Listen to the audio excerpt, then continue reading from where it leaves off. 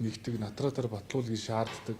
Түр өөрт байгаа одоо мэдээллийг иргэнээсээ нэгтгэг энэ байдал бол анхын шатнд байгаад байна гэдгийг засгийн газрын одоо 11 төв дээр ирсэн гомдлуудаас бол илтэд харагдаж байна. Жишээ нь 72 санал гомдол өнгөрсөн 7 хоногт ирэхэд үүний 80% нь зөвшөөрөлтөй холбоотой байсан.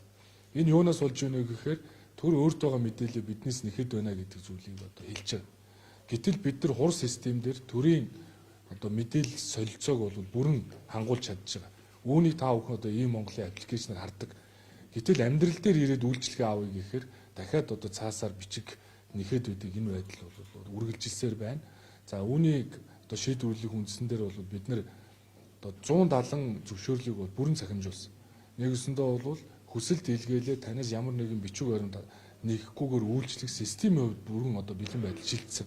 Гэтэл анхын шатн дээр аймаг орон нутагт дүүрэг дээр нөгөө бичиг баримт шаарддаг. Зөвшөөрөлт авсан одоо тэр одоо засаг даргын захирамж байна уу?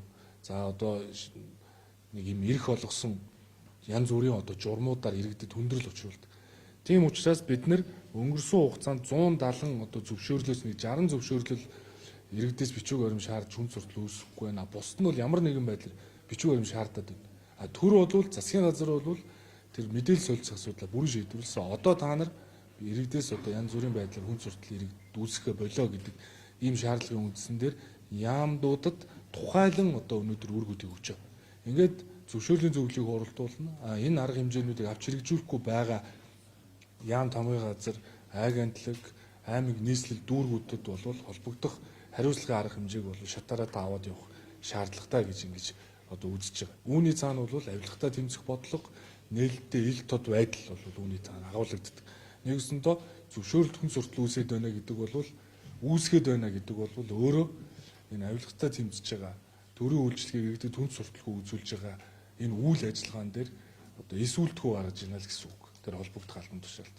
За өмнө нь бол засгийн газар энэ төр өөрт байгаа мэдээллийг нэхэхгүй байх энэ суур цахимжилтаа хийгээч гэж бидийг шаарддаг байсан. Засгийн газрын зүгээс бол энэ асуудлыг бүрэн шийдвэрлсэн.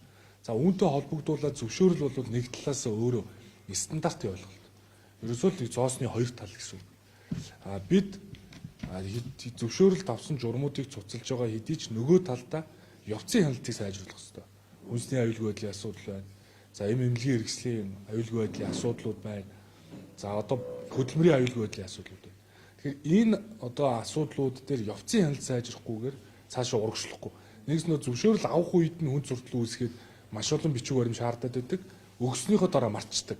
Тэгээ хизээ сандгүй гэхээр дахиж нөө сунгах үед нь сандаг. Явцад нь орхичдаг. Энэ яагаад орхигдоод байна гэвэл манай улсад стандарт гэдэг зүйл мөрдөгдөхгүй байгаатай холбоотой. Тийм ч учраас Монгол улсын одоо шадар сайд амар сайхнаар ахлуулсан энэ стандартын бие даасан эрх зүйн орчин боловсронгуй болох ажлын хэсэг 2 жилийн хугацаанд ажилласны үндсэн дээр өнөөдрийн одоо Монгол Улсын засгийн газрын хуралдаан дээр шадар сайд амар сайхнаар ахлуулсан энэ ажлын хэсгийн зүгээс стандартчлал, техникийн зохицуулалт, тохирлын үнэлгээний итгэмжлийн тухай хууль одоо их хуралд өргөн мэдүүлэхээр одоо шийдвэрлэж байгаа. Өнгөрсөн хугацаанд одоо судалгаануудаа хийсэн, холбогдох одоо хилцүүлгүүдийг зохион байгуулсан. Тэгэхээр манай улсад яг өнөөдрийн байдлаар бол 6733 стандарт байгаа ч яг үүнийг иргэд хуулийн этгээдүүд дагаж төдийлөн мөрддөг. Нэг мөр хэрэглэгддэг. Дээрээс нь олон улсын болон бүс нутгийн хэмжээнд мөрдөгдөж байгаа стандартуудыг манайх шууд авч хэрэглэж чаддаг. Эрх зүйн орчин бүрэн бүрдээв. Энэ утгаараа бол стандартын хуулийг өнөөдөр их хурд өргөн мэдүүлэхээр шийдвэрлсэний үндсэн дээр зөвшөөрөлт авсан журмууд цуслагдах. Цаашлаад зөвшөөрөл нэмэхгүй байх дээр стандартуудыгаа бариад явцын хяналтаа сайжруулах ажил руу илүү орно. Зөвхөн олгох процесс төр хүнд суртал үүсгэж байдаг биш. Үйл ажиллагаа эрхэлж байгаа явцад нь хяналт тавихад олон улсад болон бүс нутагт мөрдөгдөж байгаа стандартуудыг барих нөхцөлийг бол одоо үүнээс одоо авч хэрэгжүүлж хангана гэсэн. Зөвхөн одоо 2022 оны байдлаар гэхэд барилга, эрүүл мэнд, хүнс аялал жуулчлалын салбарт 2000 гаруй стандарт мөрдөгж ийсэн, үүн дээр үзлэг хийсэн байдаг. Үүнийг одоо үзлэг хийгээд үзэхэд бол 782 стандарт л олон улсад нийцэж байгаа болохоос 180 стандарт бол цаана стандарт гэхээсээ илүүтэйгээр илүү хоцрогдсон. Дээрээс нь одоо хувийн хвшилд илүү хүнд суртал үүсгэж байгаа. Илүү одоо цаг үетэйгээ нийцэхгүй зүйлүүдийг шаардж байгаа ийм стандартууд байсан. Энэ ч утгаараа бол 2000 стандартаас бол 180 стандартыг цуцалсан. Ингээд 780 стандартыг л барьж байгаа. Тэгэхээр цаашдаа бол бид олон улсад мөрдөгж байгаа стандартуудаа хэрэгжүүлж чадах юм бол зоосны хоёр тал шиг хувийн хвшилтэй ээлтэй хүнд сурталгүй илүү дүрм журм шаарддаггүй. За тэгээд стандартаа мөрдүүлснээрээ иргэдтэй эрүүл аюулгүй үйлчилгээг үзүүлэх бололцоол одоо бүрдэнэ гэсэн. Тэгэхээр бид аливаа асуудлыг шийдвэрлэхдээ нэг талыг нь орхиод одоо нөгөө тал руу харж явсаар байгаад өнөөдрийг хүрчээ. Тийм учраас энэ зөвшөөрөл, дүрм журмын одоо шинжилэл, за одоо ярьж байгаа энэ regulatory reform, deregulation гэдэг байгаа асуудал чинь бол үндсэндээ дүрм журмын төвчрлийг тайлах, цаашлаад иргэдэд эрүүл аюулгүй орчинд амьдрах нөхцөлийг бүрдүүлэхэд бүх түвшинд одоо стандартыг нэвтрүүлэх ийм болцоог л одоо бүрдүүлнэ. Тэгэхээр бид бол стандартын одоо хуулийг боловсруулж одоо энийг эргүүн мэдүүлэх ажлуудыг бол сүлээж хийсэн. Тэгэхээр одоо бол ингээд зөвшөөрөл бүрэн бүтэн болно гэсэн. Тэгэхээр хаврын чуулганаар зөвшөөрөл мэдэгдлийн хуулийг их хурд өргөн мэдүүлнэ. Зөвшөөрөл мэдэгдлийн хууль гарснараа зөвшөөрлийн тоо буурна. Мөн одоо нийслэл дээр байгаа 152 үйлчилгээ бол зөвхөн мэдэгдээд эхэл гэдэг зарчим. Стандарт хангуулсан бол мөрдөгдөө одоо үйлчилгээгээ явууллаа гэдгийг илэрхийлээд шууд эхэлнэ. Ямар нэгэн хариу үлээхгүй. Энэ л зарчим бол олон улсын одоо суур зарчим. Тийм учраас зөвшөөрлийн хуулийг бид нар зөвшөөрөл мэдэгдлийн хууль гэдэг ийм шинэ концепц рүү явуулж байгаа. Тэгэхээр зөвшөөрөл мэдэгдлийн хууль стандартын хууль гарснараа төрийн үйлчилгээг иргэдэд шууд хүрэх, за төр нэг суугаар иргэдтэйгээ харьцах, одоо иргэд хувийн хвшилж гэсэн нэг мөр ойлголт авах. Ийм болцоо хангуулахгүй бол агентлагч нэг чиг үүрэгтэй, яамч нэг чиг үүрэгтэй, аймгийнхан тэр хилцэн ч нэг чиг үүрэгтэй явсаар өнөөдөр хүрсэн. Тийм учраас төрийн хэмнэлт бүтээмжийн зөвлөлийг өнгөрсөн 7 оны засгийн газрын хуралдаан дээр байгуулсан. Энэ үеэр бид нар төрийн хэмнэлт бүтээмжийн зөвлөл дээр салбаруудын чиг үүргийг оновчлох ажлуудыг зохион байгуулж байгаа. Энэ хүрээндээ өчигдөр төрийн хэмнэлт бүтээмжийн зөвлөл хуралдсан. Төрийн хэмнэлт бүтээмжийн зөвлөл бол 70% нь хувийн хвшлийн төлөөлөл тэр дундаа мэдээллийн технологийн салбарынхан оролцож байна. Санхүүгийн салбарынхан оролцож байна.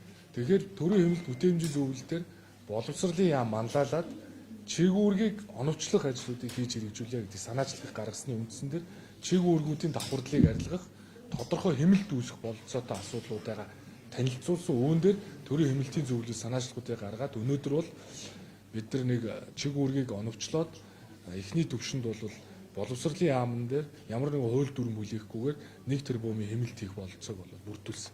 Энэ талаар одоо боловсролын сайд Наранбаяр энэ төрийн хэмнэлт бүтээмжийн зөвлөл дээр одоо шийдвэрлэгдсэн асуудлыг өнөөдөр засгийн газрын хуралдаан дээр танилцуул шийдвэрлсэн талаараа одоо бас дэлгэрэнгүй мэдээллийг та бүхэнд өгнө.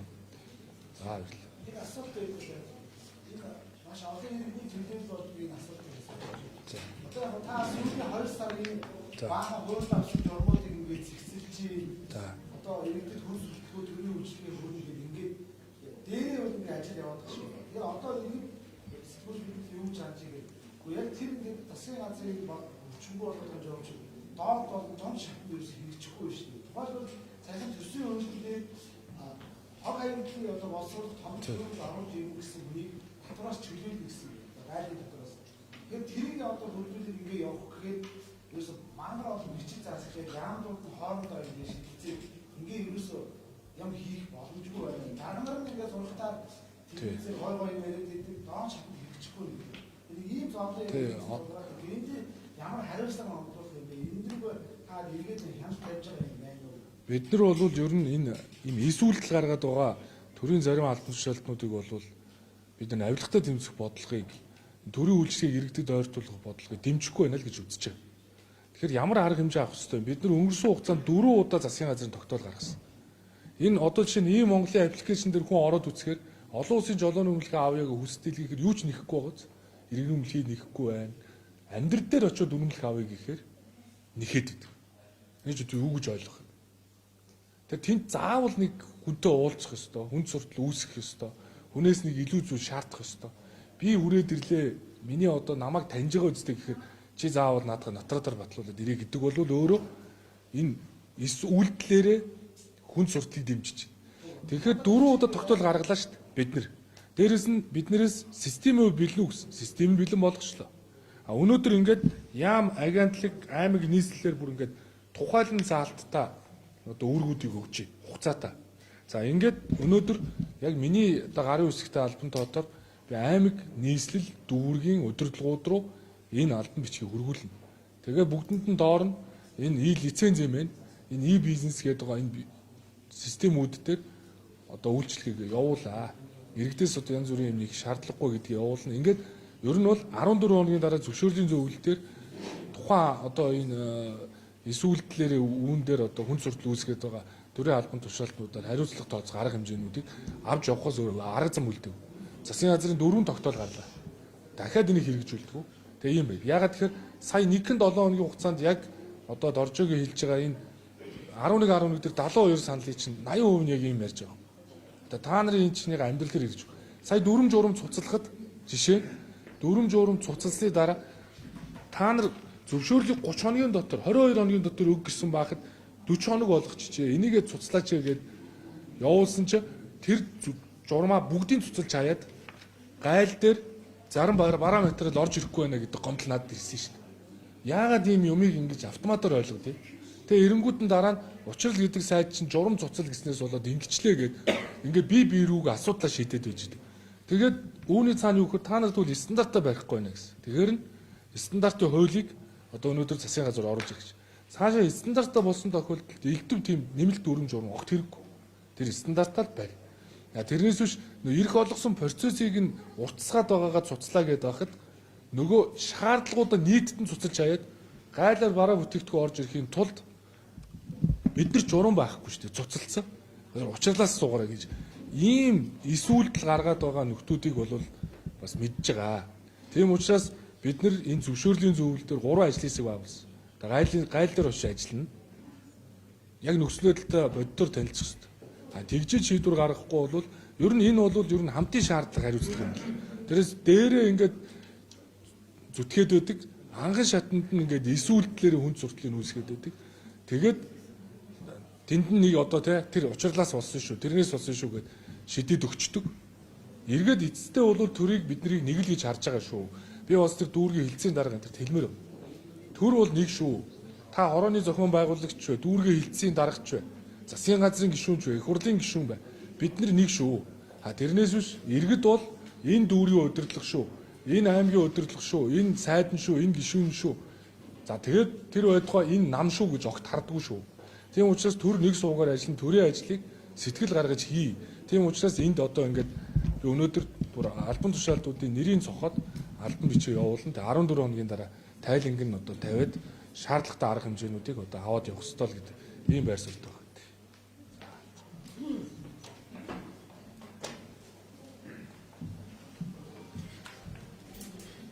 За та бүхний энэ өдрийн амгалан айлтгая.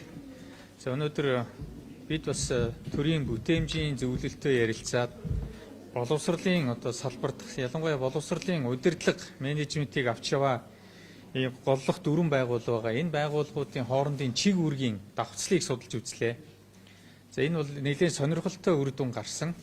За боловсролын яам, боловсролын ерөнхий газар, боловсролын үнэлгээний төв, боловсролын судалгааны үндэсний хүрээлэн гэсэн ийм газрууд байгаа. За энэ яам тамгын энэ газруудын нийт ажилчдын тоо өнөөдөр 361 хүн байна. За эдгээрт одоо ингээд газар хэлтсүүд дээр нь за хариуцж байгаа ажлууд дээр нь тусгаалсан одоо засгийн газрын 22 дугаар тогтоол гэж байдаг. Үүгээр тогтоосон аргачлалын дагуу чиг үүргийн шинжилгээ хийж үзсэн. За нийтдээ 81 чиг үүрэг давтцаж байгаа нь бол харагдлаа. Нийтдээ 73 албан тушаалыг хөдөлгөх шаардлагатай нь харагдлаа. Нийтдээ 30 албан тушаалтан буюу нийт одоо сая хэлсэн 361 албан хаагчийн 8%-тай тэнцэх хэмжээний хяналтыг үүсгэх юм боломж байна. Энэ нийт мөнгөн дүнгээр нь харах юм бол жилдээ нэг 900 орчим сая төгрөгийн одоо цалингийн зардлын хяналтыг бид үүсгэж болж байна гэсэн ийм дүгнэлтэд хүрсэн. За энэ талаараа засгийн газар танилцуулж дараа нь бол энэ бүтэц энэ одоо зохион байгуулалтын арга хэмжээ засгийн газарт оруулахаар ингэж өнөөдөр болсон. За тэгэхээр ер нь бол өнөөдөр ингээд манай салбарыг ингээд харах юм бол нэг жижигдүү толгойтой нэг том гидстэй тэгээд одоо хөлн их тийм чөргөр юм болчихсон ийм л нөхцөл байдалтай байна. Ийм учраас бид энэ үүссэн 73 албан тушаалыг зарим хэсгийг нь бол орон нутгаар нь шилжүүлнэ. Зарим хэсгийг. Өөрөөр хэлбэл орон нутаг дахь боловсролын газруудыг илүү одоо эрчтэй хүчтэй ажилуулах, тэнд байгаа ажилчдын ажилтнуудын ачааллыг бууруулахад чиглүүлнэ. Нөгөө талдаа судалгаа хийдэг ийм байгууллагуудаа дэмжинэ. Боловсролын яг шийдвэр гаргадаг, бодлогын одоо яг шинжилгээг хийж идэг ийм газруудаа дэмжинэ. Ингээд 30 албан одоо туршаал бол одоохондоо хэмнэгдэх ийм шаардлагатай байна гэсэн ийм дүгнэлтэд хүрсэ. Бид үүний дараа бол мөн одоо нийслэлийн боловсролын газар болоод боловсролын ерөнхий газар за ингээд бусад одоо аймаг орон нутгийн хэмжээнд бас энэ чиг үүргийн шинжилгээг бас хийж үзнэ.